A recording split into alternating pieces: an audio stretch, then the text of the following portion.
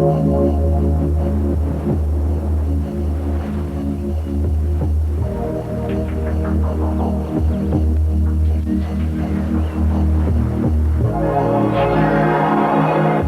en 1616, le 21 août, pile le même jour presque. Il y a une voiture qui est partie juste avant la mienne.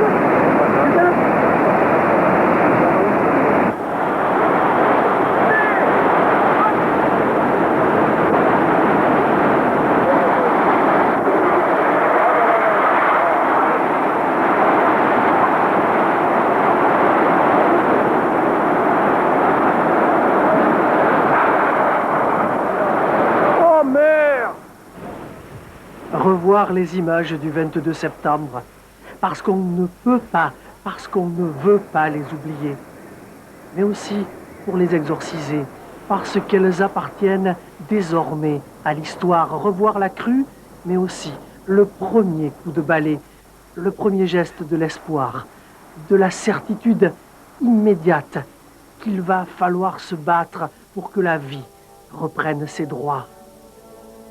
Reparler de Vaison, 6 mois après le drame, parce que plus fort que le sensationnel, la dignité et la ténacité sont ici une leçon pour tout le monde.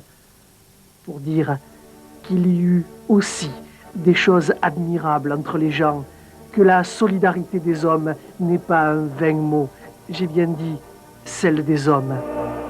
Et puis, surtout, dire à tous ceux d'ailleurs qui croient qu'il n'y a plus rien dans la vallée de l'Ouvèze que les berges dévastées, leur dire que Vaison, ça redémarre, que des fouilles romaines à la haute ville, il reste un pays formidable à redécouvrir, un pays où la gravité des gens donne un peu plus de poids à la beauté des paysages et des choses.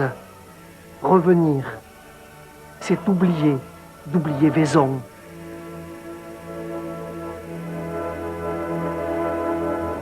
À l'entrée de Vaison, dans la zone industrielle, la vie aussi a repris ses droits. André, vous étiez où le 22 septembre? J'étais ici, au lit d'argent. Donc nous travaillions dans le bois, du coup, montage de portes. Et vous étiez là au moment où... Oui, c'est arrivé vers les... Pour nous en le cœur, notre patron nous a dit, bon, mais il faudrait que partir, on reviendra un peu plus bonne heure. Il y a 1h30 au lieu de commencer à 2h. Et puis bon, on est arrivé chez moi, et chez moi, sur mon balcon, j'ai tout parti là aussi. Je n'ai rien fait, hein. Tout est parti, ma voiture, mes voitures de collection, la maison, tout. Et voilà, on voit. Comme beaucoup de gens ont tout perdu aussi. Et en plus, vous risquiez de perdre votre travail. Ah ben oui, pas que moi, les autres envoyés aussi, les collègues, tout ça. Hein. On ne savait pas si on allait reprendre, parce que vu que toute la zone était détruite, alors nous ne savons pas si comment on pourrait faire.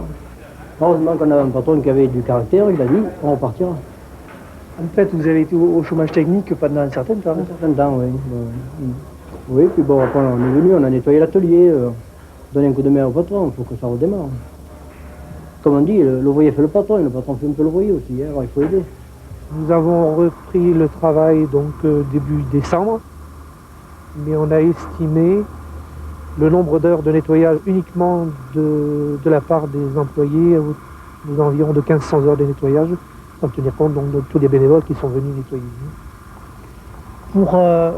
Pour les gars, ça voulait dire que pendant un certain temps, ils n'ont pas été payés alors?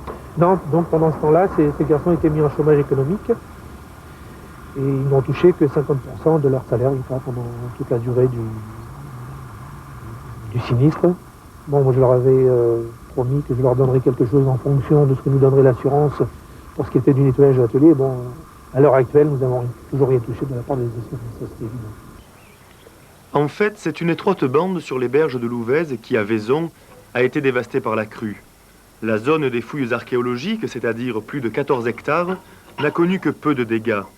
Pourtant, ce qui est l'un des plus beaux sites gallo-romains de France est aujourd'hui quasiment désert.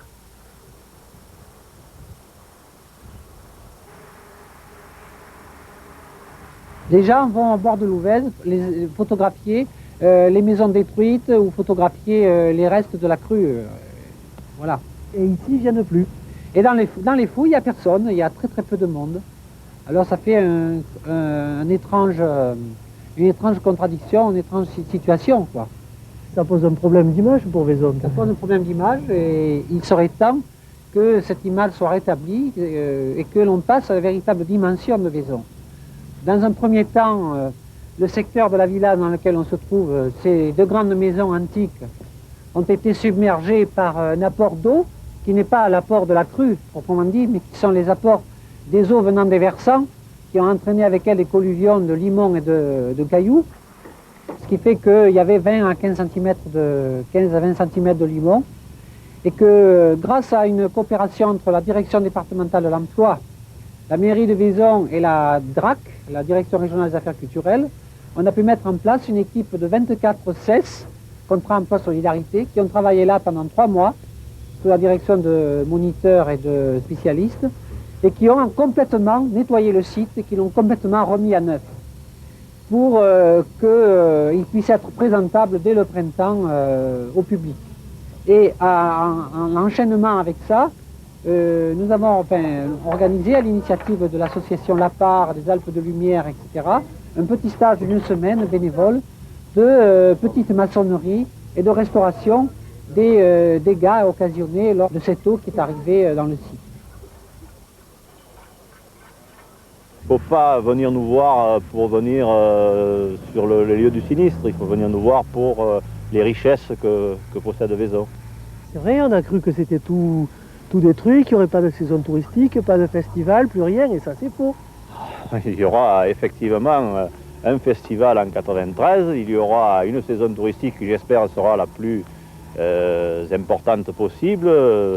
Nous allons faire en sorte de vivre une année 93 au maximum et d'essayer de montrer aux gens que la ville dans son entier, les élus mais également la population, les commerçants et tout le monde a envie de repartir, a envie que Vaison vive et ne pas se replier sur soi et sur ce malheureux passage.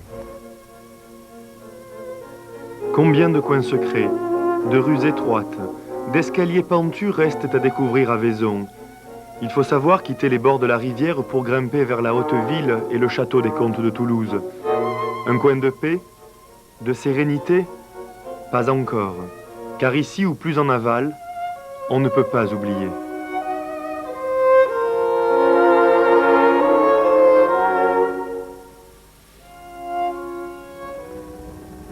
Malheureusement, le 22, il y avait un couple de jeunes vignerons, Jacques et Nadine, qui avaient une trentaine d'années.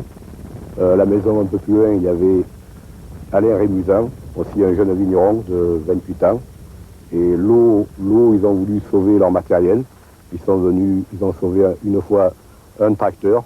Puis la deuxième fois, le niveau est monté si rapidement qu'ils ont été pris.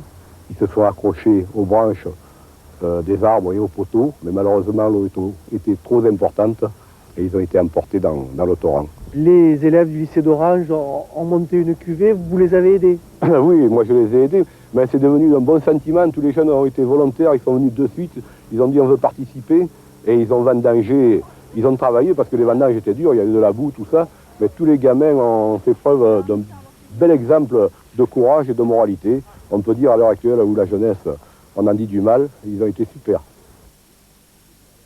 Eh ben, nous avons été avertis que plusieurs familles ont été sinistrées. Et monsieur le directeur, monsieur Gonzalez, nous a dit d'aller faire des vendanges chez une famille de sinistrés. Alors vous êtes au départ parti juste faire les vendanges à quel endroit? À Rouex. À Rouex, nous sommes allés faire les vendanges chez une famille.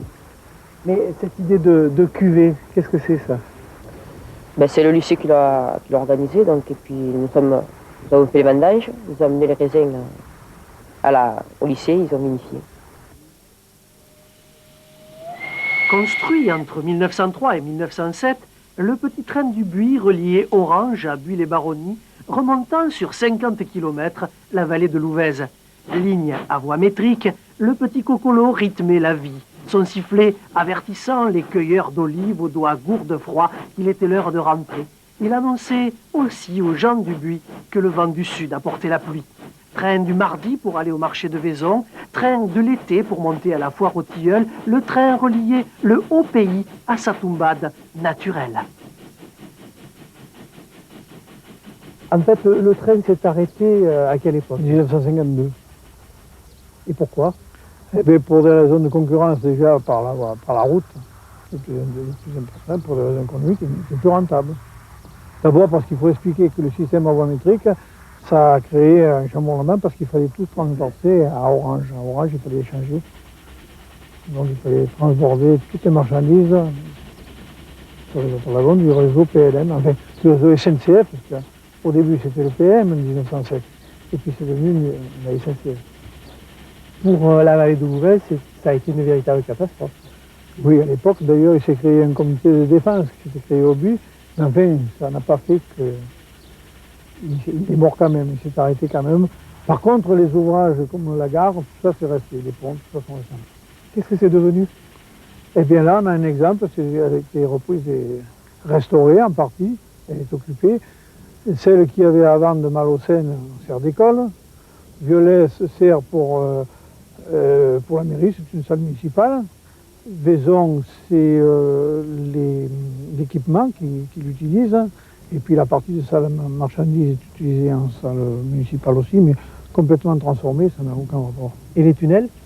Et les tunnels, bon, ben, il reste celui-ci qui est en amont, là, aux Trois-Rivières, qui est un petit tunnel, où il passe une route maintenant qui sert aux touristes pour aller aux cantines des Trois-Rivières. Et celui de Pierre-Longue sert de cave. De cave? Ah oui, de cave, parce qu'on y a mis des fûts pour faire conserver le vin.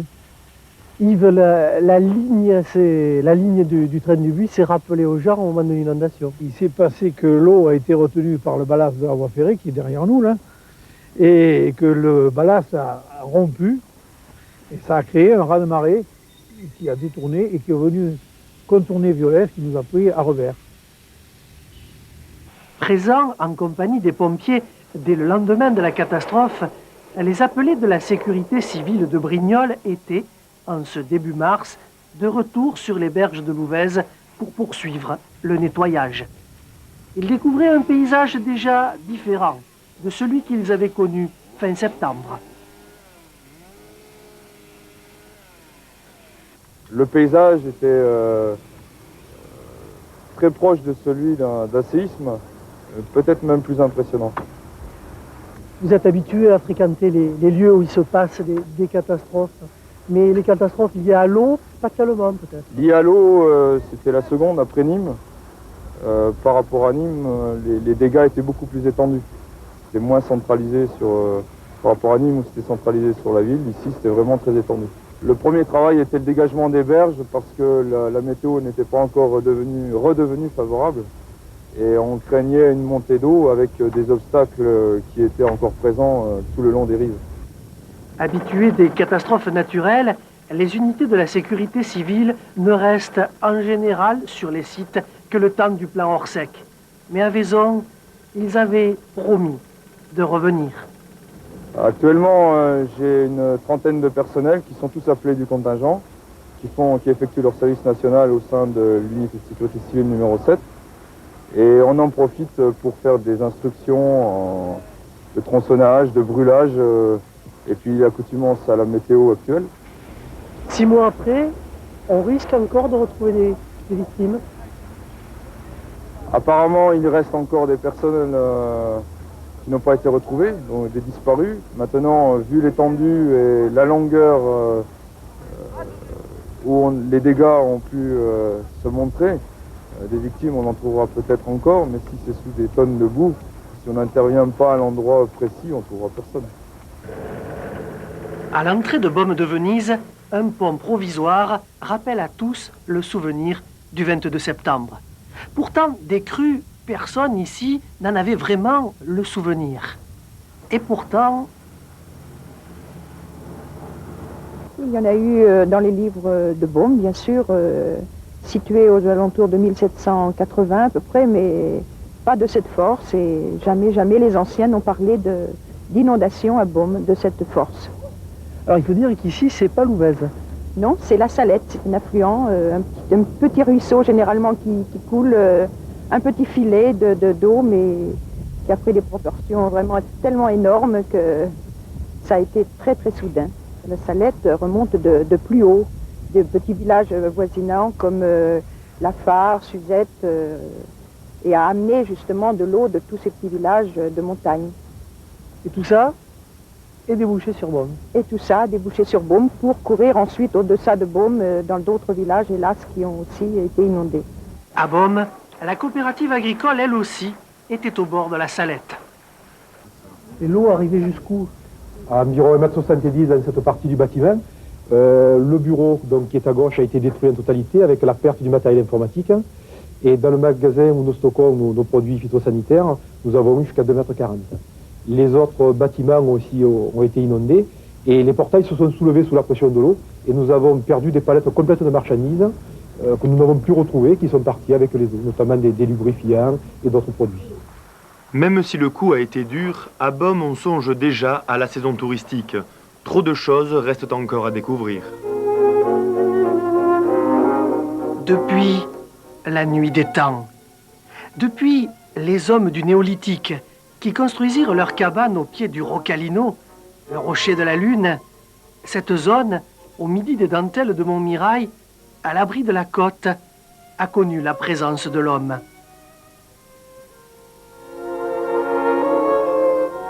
Vaucons, Grecs et puis Romains vinrent par là qui déjà cultivaient la vigne.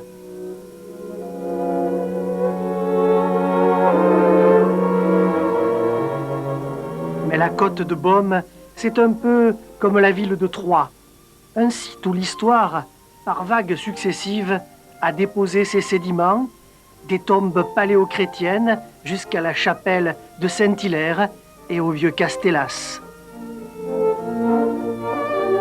La légende, quelquefois, a su se mêler des lieux, comme cette fois-là où le diable, voulant jeter un énorme rocher sur la chapelle d'Aubune, la Vierge, de sa quenouille plantée au sol, avait à tout jamais arrêté le rocher pour sauver la chapelle. Notre-Dame d'Aubune et son clocher roman. Hugo, le bâtisseur, le maître d'œuvre, y a laissé sa marque. Un signe pour tous ceux qui savent lire le langage des pierres.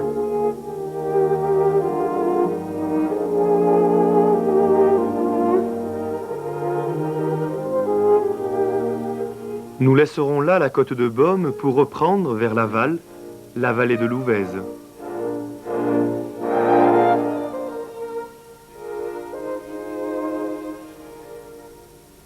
Si, au goulet de Vaison pour Louvèze, au débouché des dentelles pour la Salette, l'Indoulible du 22 septembre a atteint des hauteurs jamais atteintes, en arrivant dans la plaine comtadine, l'eau s'est étalée sur des surfaces impressionnantes, noyant les terres d'Aubignan, de Sarian, de Jonquière ou de Courthézon.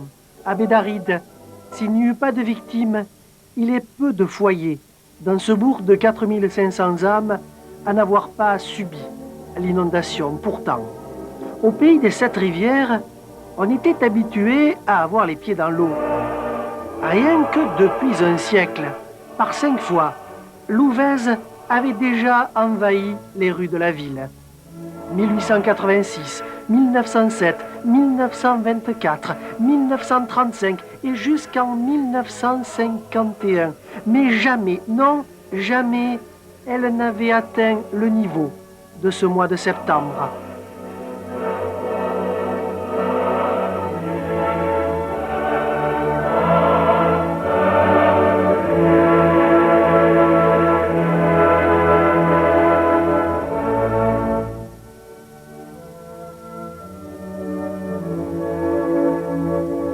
Partout, la lime, la boue omniprésente.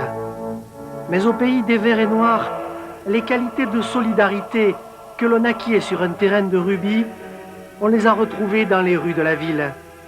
C'est sûr, la plaie est loin d'être cicatrisée.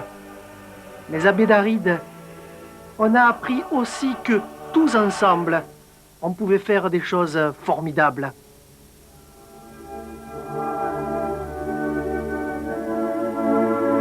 Et si Louvèze n'est plus qu'un petit cours d'eau dérisoire que l'on nettoie et qu'on endigue. On sait bien, désormais, qu'il faut prendre garde à ne pas oublier son passé. À Vaison, malheureusement pour eux et heureusement pour nous, il n'y a pas eu de mort ici, beaucoup de morts à Vaison. Mais enfin, par contre, nous, on a eu 80% du territoire qui a été inondé, 80% des maisons qui ont été inondées. Sur 1500 foyers, il y en a eu, sur 1800 foyers, il y a eu 1500 d'inondés. Sur 100 000 habitants, il y en a eu 4000 qui ont été sinistrés. Heureusement que cette inondation est arrivée vers les 7-8 heures du soir. Si elle arrive au milieu de la nuit, à 3 heures du matin, je suis persuadé que dans ces maisons basses, sans étage, il risquait d'y avoir, à la vitesse que l'eau est arrivée, on pouvait avoir 200 ou 300 morts. Ce serait été une hécatombe, une catastrophe. À Bédaride, l'eau n'est pas venue des quais de Louvèze comme d'habitude, mais quittant son lit plus en amont, elle est arrivée par derrière, noyant des lotissements pourtant éloignés du cours d'eau. À l'Arc-en-Ciel, certains sont partis, d'autres s'accrochent. Moi, j'attends la monnaie des assurances que je les aurai, je commencerai les travaux dans l'été. Ouais. Et ça doit se régler aujourd'hui parce que normalement ils doivent venir me voir là, dans la journée. Et comment s'est passé les assurances alors? Eh bien, ça s'est pas mal passé jusqu'ici, mais c'était un peu court quoi. D'abord ils coupent à 20%, et puis après 5% par année de vétusté, enfin tout, pour finir plus grand chose quoi. Il y a à peu près 10 cm de vase dedans, peut-être plus. Et pour faire enlever cette vase, il faut casser les murs et puis bien sûr reconstruire après. Et l'isolant c'est pareil, il y a de la vase dessus. Hein. Donc en fait il faut pratiquement tout refaire là, les maisons. Tout le tour, hein. Et tout le tour, et puis des endroits et le dessous, sûrement, il faudra le faire aussi. Hein. Moi, je sais pas, je vais pas casser pour regarder en dessous, je sais pas comment c'est. Vous n'avez pas envie ou j'ai pas envie, il faudrait bien que je le fasse. Hein. Parce qu'ailleurs, tous ceux qui ont cassé, ils ont tout nettoyé jusqu'au fond, ils ont tout enlevé, quoi, les carreaux, tout. Ils vont construire comme une maison neuve. Hein. Là, la caravane est toujours là, pourquoi? Parce qu'elle me sert, tiens. Et puis quand ça va être cassé dedans, qu'on va refaire les travaux en entier, il faudra bien que je couche à quelque part. On couchera là-dedans, quoi. Il y a beaucoup de familles encore qui vivent plus ou moins dans les caravanes, les algécos. Mais ici, nous sommes à 4, là. Il y a 4 autour, là, et puis les autres, ils sont un peu partout, dans HLM, d'autres qui sont au collège, à Saint-Exupéry. Comment on vit ici dedans? Vous avez 2 pièces. 2 pièces séparées, 15 mètres d'un côté pour aller se coucher, et 15 mètres de l'autre côté pour la cuisine et les toilettes. Hein. Ça pose des problèmes, la nuit en particulier. Énormément, parce qu'il faut sortir d'un côté, le soir, prendre la douche, la tête mouillée, sortir d'un côté, dans le froid, rentrer de l'autre côté, dans le Mistral, pour aller se coucher. On n'en peut plus, on est fatigué par les voisins, par les ennuis, on entend tout, il n'y a pas d'insonorisation, il n'y a rien, c'est très très pénible. Au niveau des gamins? Au niveau des gamins, comme vous le voyez, son lit est collé à côté du mien. On n'a pas le droit à des bungalows de plus. Et là, il reste combien de familles? Des familles? Ah, il doit rester une bonne dizaine de familles. Hein. Tous ensemble, nous avons vécu une période terrible, surtout que d'autant plus, moi, chez moi, j'étais comme tout le monde, j'ai eu mon passablement d'eau, alors pour gérer tout ça, mais enfin, il y a eu quand même un élan de solidarité extraordinaire. C'est ce qui nous a sauvés. Vous avez des gens qui sont venus de partout, les villages voisins qui nous ont aidés d'une manière, moi je ne croyais pas, je sais que nous sommes à une période d'égoïsme et d'individualisme. Là, on a prouvé que les Français sont quand même bons. Il est venu des gens du Nord, des gens de l'Est, des gens du Sud. Il est venu des maires de toutes les régions, du matériel. Ça a été extraordinaire. Et c'est certainement le meilleur souvenir que ça me laissera, c'est ce problème de solidarité, que les gens sont prêts à, quand quelqu'un est dans le malheur, vous savez que c'est important, et moralement, ça fait du bien. La solidarité, peut-être que ça s'apprend tout petit, à l'école de rugby de Bédaride. Disons, la légende veut qu'à Bédaride, tout le monde est touché du ballon ovale. Ça, c'est vrai.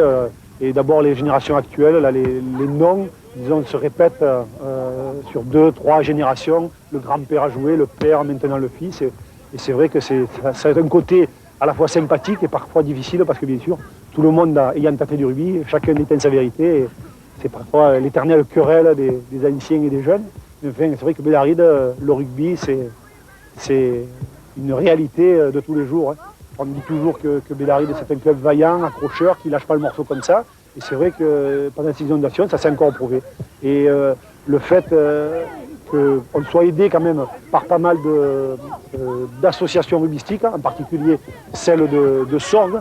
Avec Sorgues, il règne une rivalité ancestrale. Et les Sorguais ont pratiquement été les premiers à venir nous aider. Et ça a facilité, disons, comme je dis, celui qui s'occupait de la communication, les inondations, ça a été un bon truc, parce que des années et des années de querelles, en l'espace de quelques jours, ça a été gommé, et des rapports ont été établis qui n'existaient pas avant. Nos amis sorguais nous ont bien aidés, ils n'ont pas été les seuls. Il y a eu le rugby club toulonnais, le rugby club nîmois, les Château Orange, il y a eu beaucoup de clubs qui nous ont Des gens aidés. du sud-ouest qui sont venus. Des gens du sud-ouest, mais là, même des gens de Pierre-Latte. Pourtant, Dieu sait si le derby Pierre-Latte-Bédaride était houleux. Des gens de Pierre-Latte qui sont venus donner des coups de main. Des gens de Beaumont de Lomagne, hein. Un gars de Beaumont de Lomagne là, qui est venu donner un coup de main. C'est vrai que c'était assez extraordinaire. Ah, si on gommait le côté dramatique de la situation, il y a eu quand même des côtés chauds quand même, où les gens venaient, où on arrivait quand même à rire. Des gens arrivaient à rire. Je pense en particulier à une soirée chez une ancienne deuxième ligne qui s'appelle Gérard Millon, où il y avait beaucoup de monde, où la maison était dévastée, tout était cassé, et où quand même on a mis la main à la pâte et où on a ri quand même des bons moments passés. Et le côté d'Isole, ça a permis d'être au-dessus de cet événement.